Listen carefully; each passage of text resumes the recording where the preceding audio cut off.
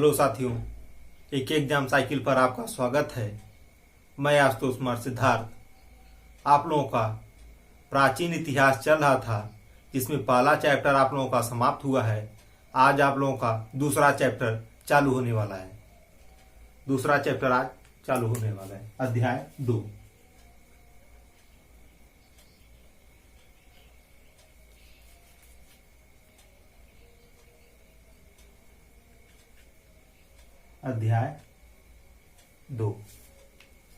अध्याय 2 इसका नाम जो है प्राचीन भारतीय इतिहास।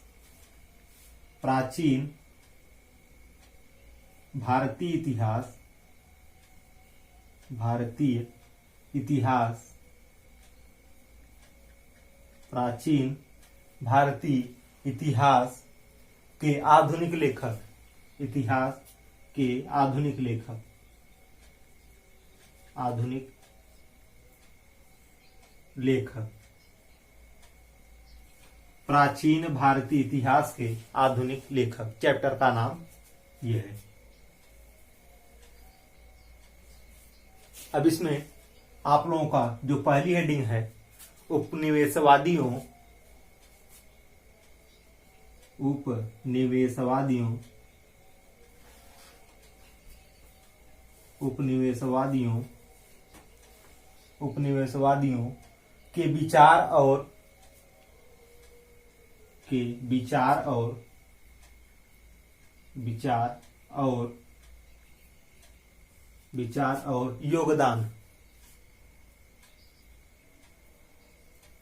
योगदान, ये इसमें पहली हेडिंग है। उपनिवेशवादियों के विचार और योगदान। अब देखते हैं उपनिवेश होता क्या है। उपनिवेश, उपनिवेश, उपनिवेश, उपनिवेश जब एकमात्र देश किसी अन्य देश के संसाधनों का उपयोग अपने हित में करे, उसे उपनिवेश कहते हैं। उसे उपनिवेश कहते हैं।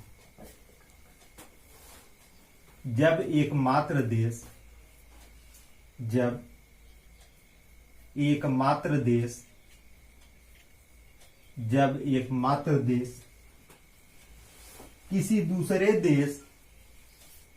किसी दूसरे देश के संसाधनों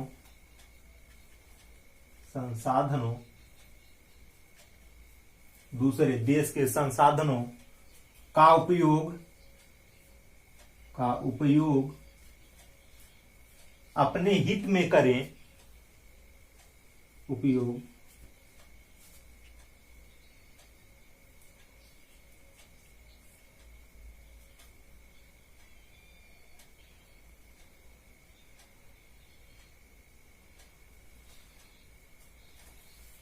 जब एकमात्र देश किसी दूसरे देश के संसाधनों पर कब्जा करके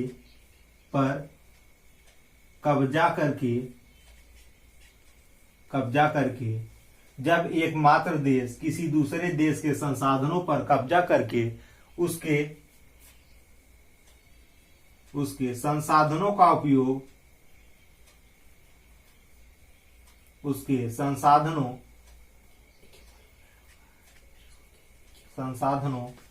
उपयोग अपने हित में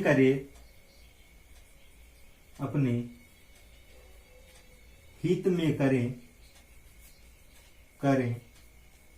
तो उपनिवेश कहलाता है। तो उपनिवेश कहलाता है।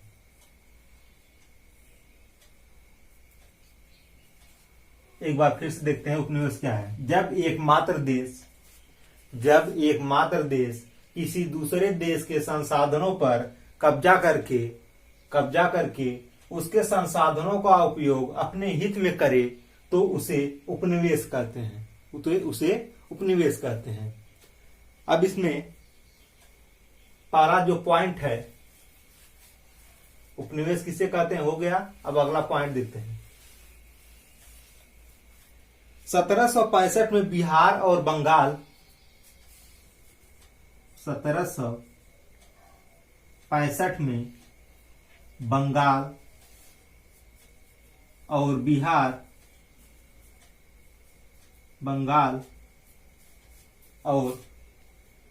बिहार ईस्ट इंडिया कंपनी के शासनाधीन हो गए। ईस्ट इंडिया कंपनी के शासनाधीन हो गए।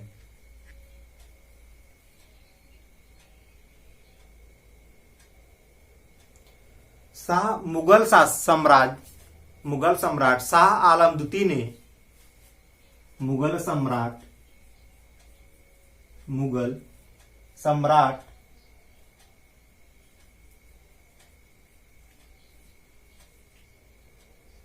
शाह आलम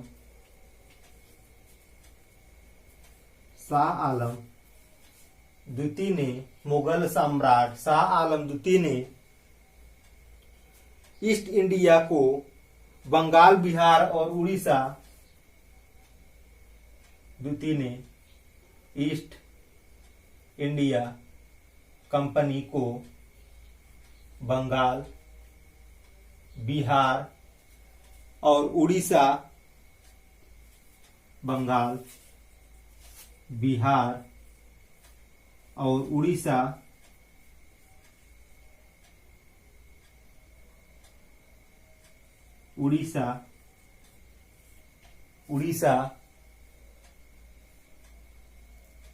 के दीवानी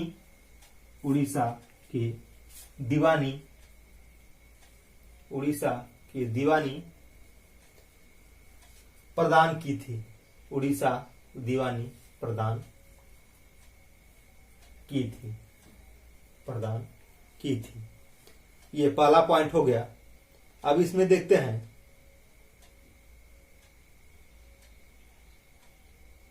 ये कोड ऑफ जेंटू लॉज। अगली पॉइंट जो है ये code of Gentoo laws. A code of Gentoo laws के रूप में मनुस्मृति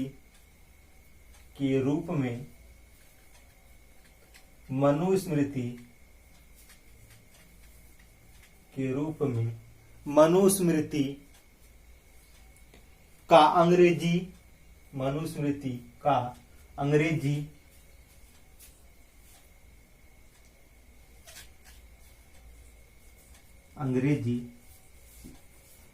में अनुवाद किया।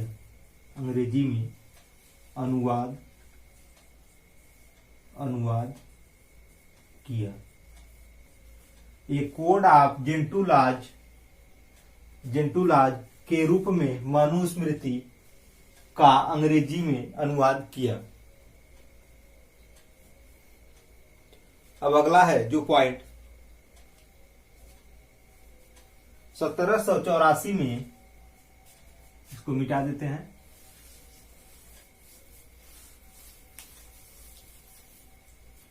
1784 में कलकत्ता में एसोसिएशन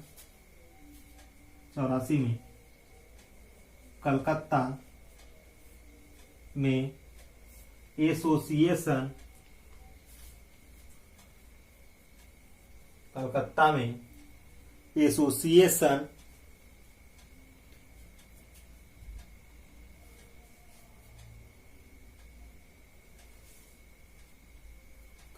में एशियाटिक सोसाइटी 1784 में कलकत्ता में एशियाटिक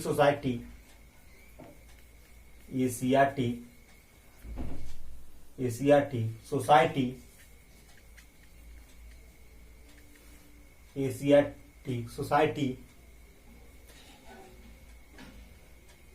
ऑफ बंगाल नामक शोध संस्था सोसाइटी ऑफ बंगाल नामक शोध संस्था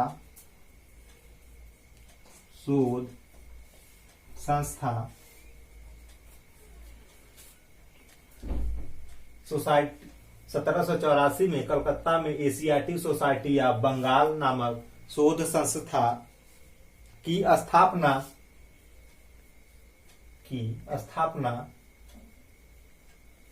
स्थापना विलियम जोन्स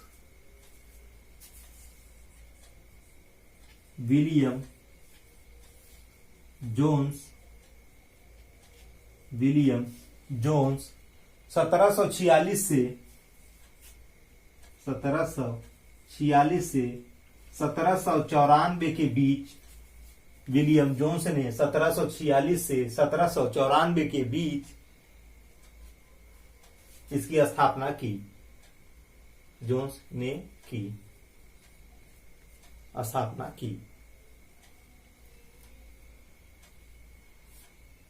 इन्होंने 1789 में इन्होंने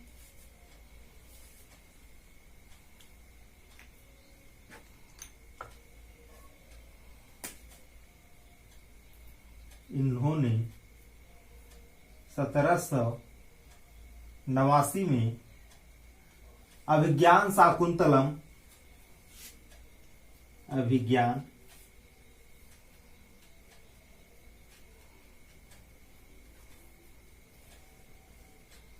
इन्होंने 1789 में अभिज्ञान शाकुंतलम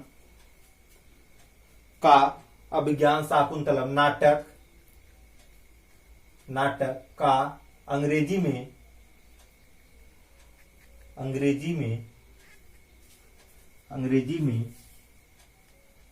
अनुवाद किया।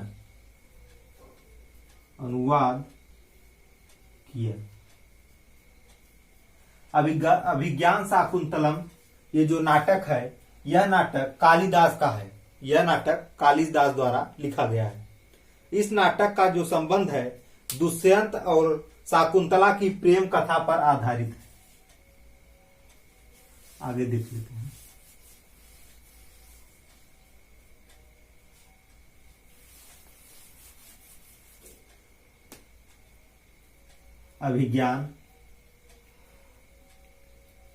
अभिज्ञान शाकुंतलम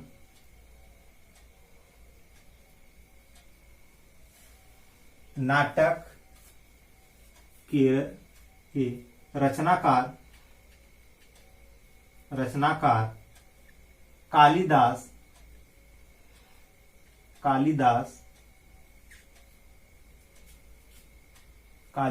हैं। इस नाटक का संबंध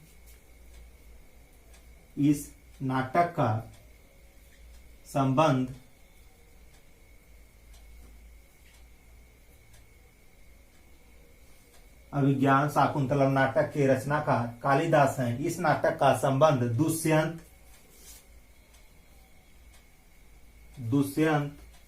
और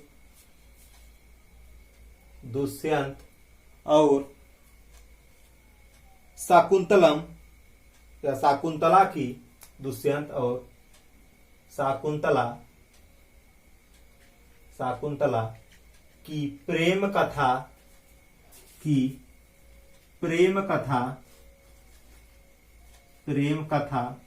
पर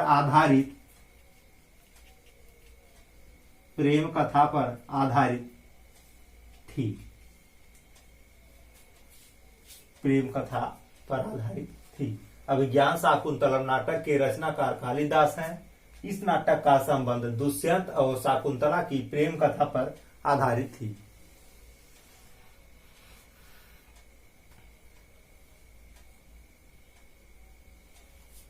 अब आगे देखते हैं।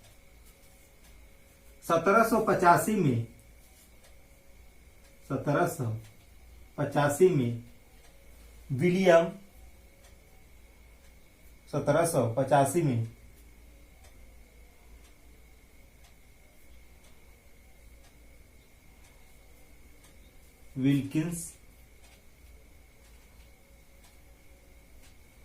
विल्किंस 1785 में विल्किंस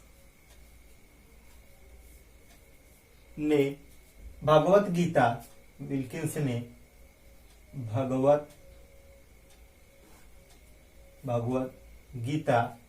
भगवत गीता का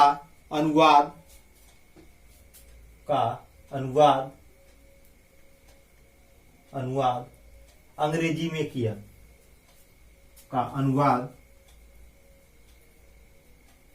अंग्रेजी में किया। 1785 में विल्किंस ने भगवत गीता का अनुवाद अंग्रेजी में किया। अब आगे देखते हैं अगला पॉइंट। 1804 में बंबई में एशियाटिक 1804 में बंबई में एशियाटिक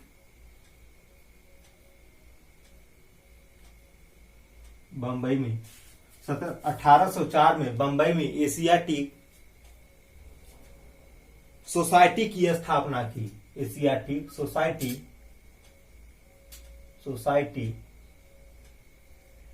की स्थापना की।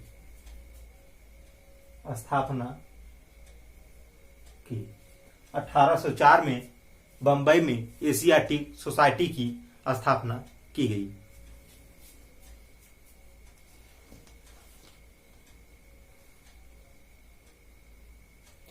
अठारह सौ तेईस में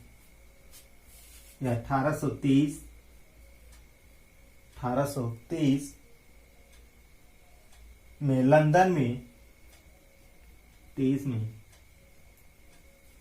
में एशियाटिक सोसाइटी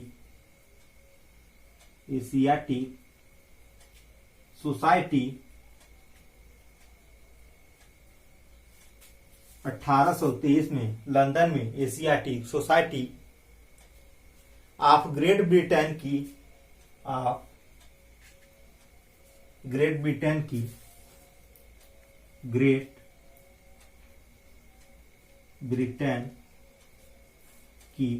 स्थापना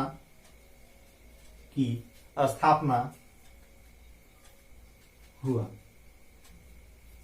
1823 में लंदन में Asiatic society of great Britain की स्थापना हुई।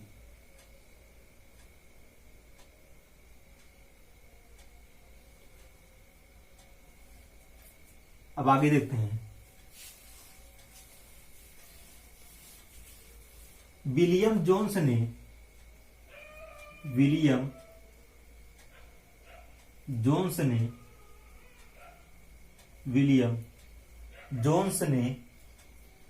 प्रतिपादित किया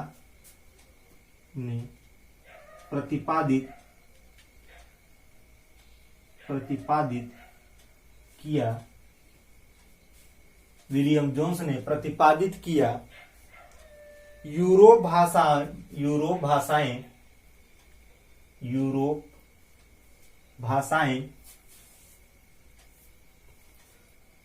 प्रतिपादित किया यूरोप भाषाएं संस्कृत और ईरानी भाषाओं संस्कृत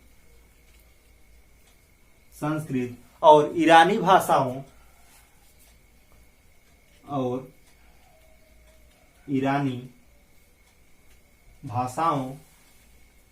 संस्कृत और ईरानी भाषाओं से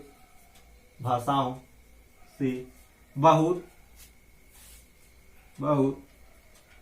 मिलती है। विलियम जोन्स ने प्रतिपादित किया यूरोप भाषाएं संस्कृत और ईरानी भाषाओं से बहुत मिलती हैं। 19वीं सदी में इंग्लैंड और अन्य यूरोपीय देशों 19वीं सदी में इंग्लैंड और अन्य यूरोपीय देशों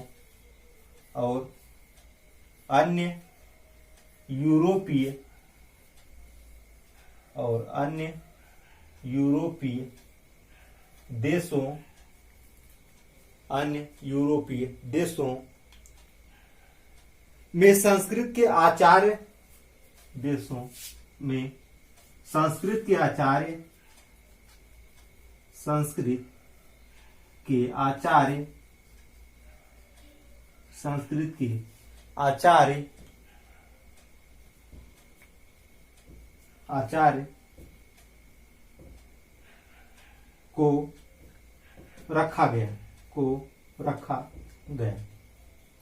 19वीं सदी में इंग्लैंड और अन्य यूरोपीय देशों में संस्कृत के आचार्य को रखा गया।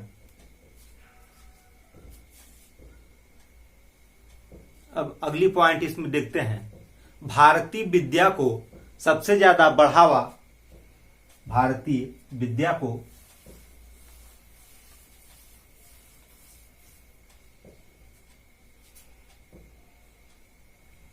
भारतीय विद्या के अध्ययन को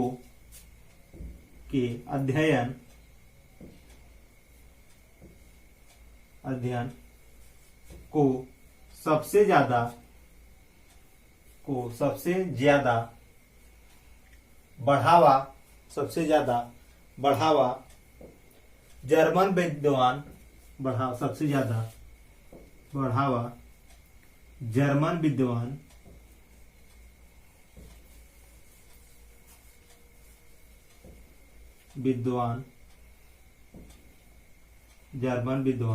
मैक्स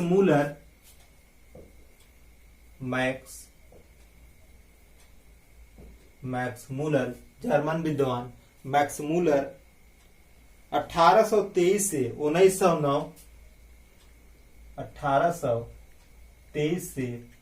1909 मैक्स मूलर ने दिया भारतीय विद्या के अध्ययन को सबसे ज्यादा बढ़ावा जर्मन विद्वान मैक्स मूलर ने 1823 से 1909 के बीच दिया। अब इसमें जो अगला पॉइंट है, इसी में मैक्स मूलर ने प्राचीन धर्म ग्रंथों, इसी में आगे देखेंगे, मैक्स मूलर ने प्राचीन धर्म ग्रंथों मैक्स मूलर ने प्राचीन धर्म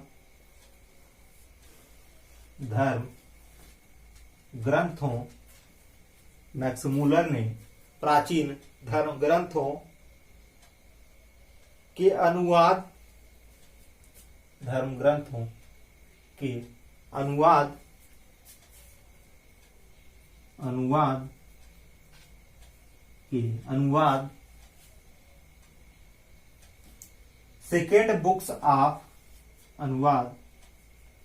second books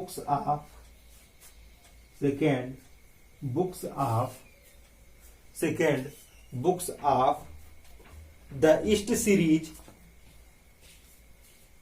of books of the second series of the East series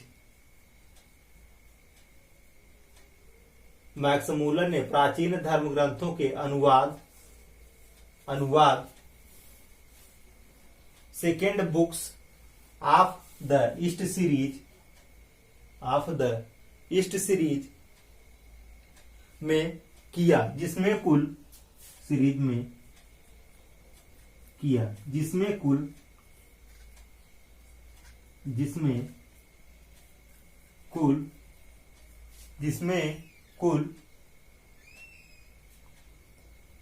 50 खंडों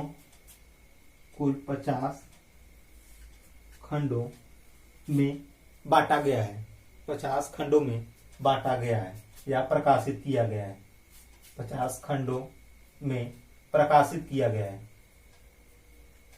50 खंडों में प्रकाशित किया गया है। प्रकाशित किया गया है। प्रकाशित किया गया है।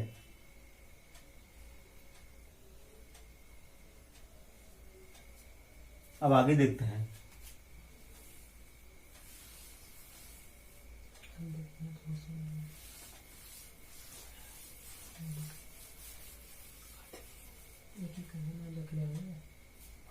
अंग्रेजों द्वारा भारतीय इतिहास के अध्ययन अंग्रेजों द्वारा भारतीय इतिहास के अध्ययन भारतीय इतिहास के अध्ययन भारतीय इतिहास के अध्ययन के फलस्वरूप भारत के लोगों अध्ययन के फलस्वरूप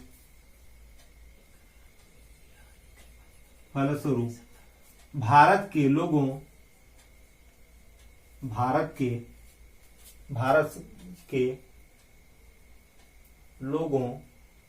भारत के लोगों को स्वेच्छाचारी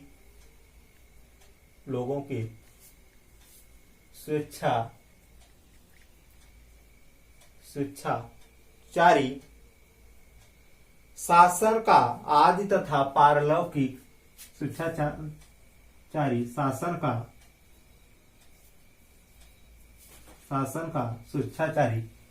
का आदि तथा पारलौकिक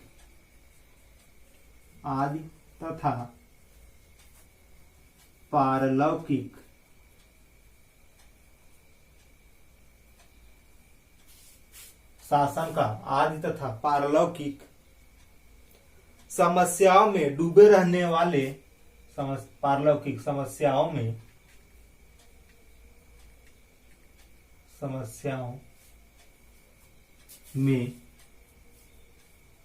डूबे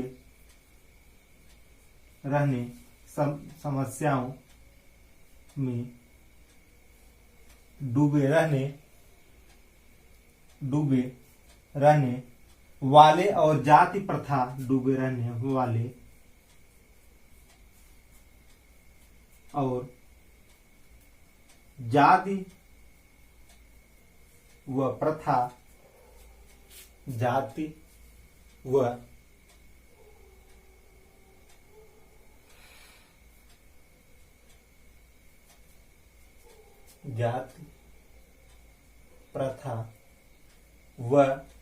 जाति प्रथा व वर्ण व्यवस्था में फंसा हुआ वर्ण व्यवस्था में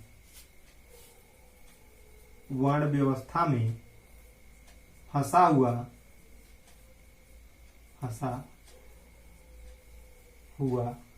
था। अंग्रेजों द्वारा भारतीय इतिहास के अध्ययन के फलस्वरूप भारत के लोगों के स्वेच्छाचारी शासन का आदि तथा पारलौकिक समस्याओं में डूबे रहने वाले और जाति प्रथा व वर्ण व्यवस्था में फंसा हुआ था। यह फंसा हुआ बताया गया।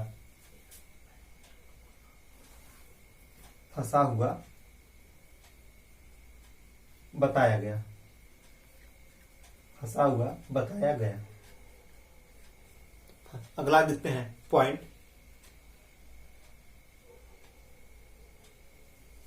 प्राचीन भारत का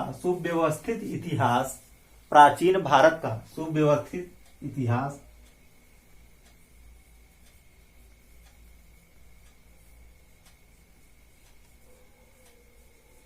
भारत का सुव्यवस्थित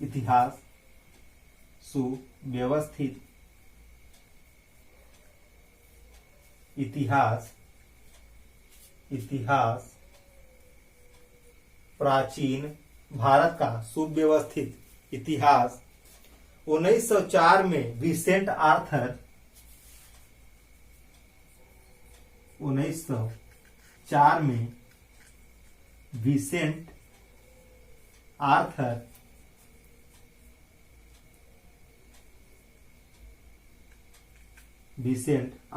1904 में विसेंट आर्थर स्मिथ ने आर्थर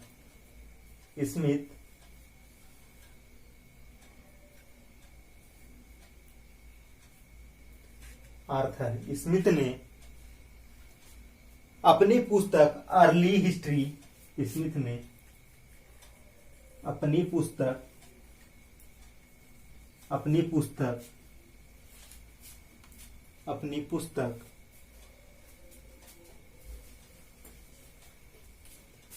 पुस्तक अर्ली द हिस्ट्री में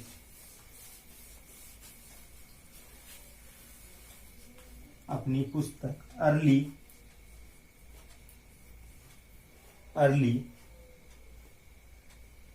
history of India early history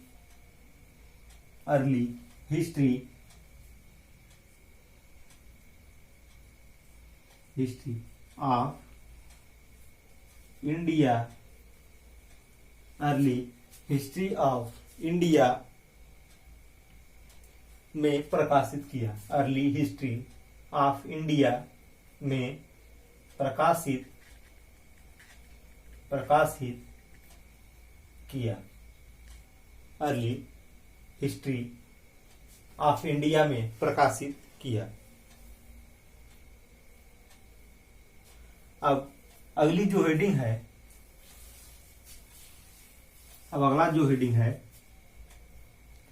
राष्ट्रवादियों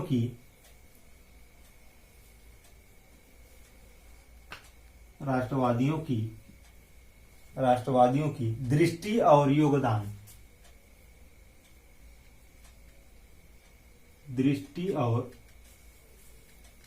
योगदान। राष्ट्रवादियों की दृष्टि और योगदान। साथियों, आज इस वीडियो को यहीं पर रोकते हैं।